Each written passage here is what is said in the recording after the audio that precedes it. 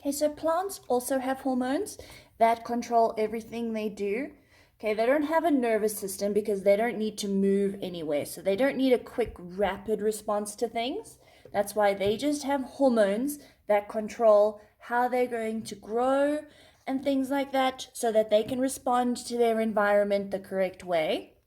So some examples of plant hormones would be auxins, which are very important because what auxins do is they cause cells to elongate, okay, in order to grow towards different stimulus or away from different stimulus. Then gibberellins is another hormone that they have, and that's important for the seeds. So the seeds release gibberellins to start germinating when there's favorable conditions. And then another one would be ethene, which is a gas that controls cell division to allow fruits to ripen for that time when seeds need to be spread.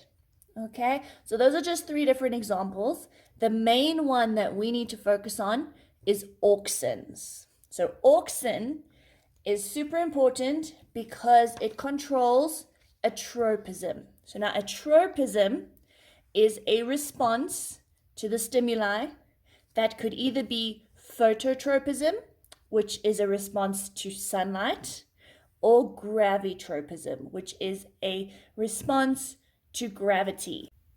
Another word for gravitropism would be geotropism. So we have phototropism and geotropism, either the response to or away from light or to and away from gravity. So now if it goes towards light, we can say it's positively phototropic. If it goes away from light, then it's negatively phototropic. The same for gravity. If it goes towards gravity, it's positively gravitropic or geotropic. And if it goes away, then it's negatively geotropic or gravitropic. So, as I said, auxin is there for elongation of cells. Okay? So in the roots, auxins prevents the elongation of cells. And in the shoots, the auxin promotes the elongation of cells.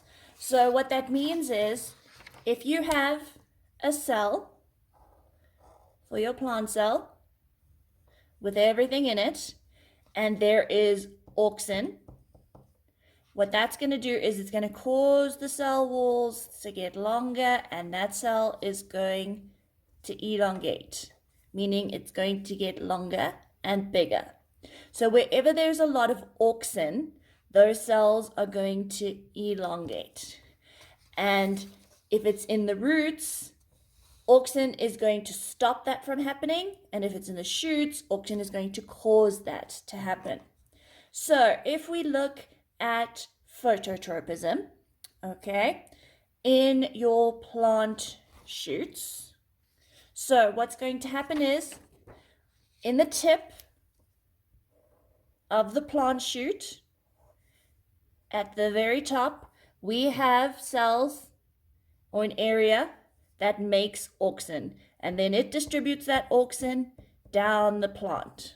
Okay, so where the auxin is, if it's evenly spread, it means we're going to elongate on that side and that side where it is. So if the sun is coming directly from the center of the plant, and it's showing on there, auxin is evenly distributed. So the plant grows straight up. But if the sun is only coming from one side, so if there is my shoot, and there we're going to make the auxin, but now the sun is only on our one side of it. The sun repels auxin, and it sends the auxin away from the sun. So now the auxin is only going to be on the side that is furthest away from the sun, because it doesn't like to be directly in the sun, so it moves away from it. So now all of these cells on this side have the auxin, so they're going to elongate and get bigger. So now all of those cells are going to start getting bigger on that side, but on this side, they're not because there's no auxin. So on this side, they're still that same small size.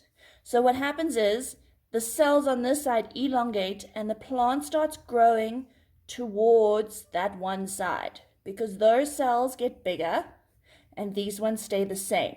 So what happens is the plant grows towards the sun. So that's why it's positively phototropic, because wherever the sun is, it's repelling the auxin to the opposite side, and those cells get longer, and it causes that plant to turn towards where that sunlight is. If the sunlight was on the opposite side, the plant would turn that way because we're repelling the auxin, those cells are elongating, and it's going to turn towards that. So if the sun is directly in the middle, the plant's going to grow straight up. If it's only on one side, it's going to grow towards that side or the other side. So obviously this in a lab situation would be any light source, not necessarily the sun, but in a natural situation that would be the sun. And our stems are always going to grow towards the sun because in those shoots, auxin causes the elongation of cells, and we repel the auxin to the opposite side from the sun. Okay, but now in the stem and the root, in terms of gravity, that would apply in a seed, okay? Because in a seed, we've got one that's going to become the stem and the shoot, and one that's going to become the root. But now, in terms of gravity, gravity is going to pull auxin down, but in the root, that inhibits the elongation. So where the auxin is at the bottom, okay, that means those cells are not going to elongate, and those cells on that side are going to keep growing. So the root starts growing downwards. But in the stem, the auxin is at the bottom, but that side where the auxin is going to elongate. So those are going to grow faster than the other side, and it's going to start growing up. So that's how we get our geotropism or our gravitropism, as well as our phototropism, and how auxin is responsible for growing towards or away from light, as well as towards and away from gravity. So that's the main plant hormone that you need to know about, okay, as well as what we do in practical situations to simulate our sunlight, our auxin, or to eliminate gravity or add gravity, okay, which I am also going to give you in your notes.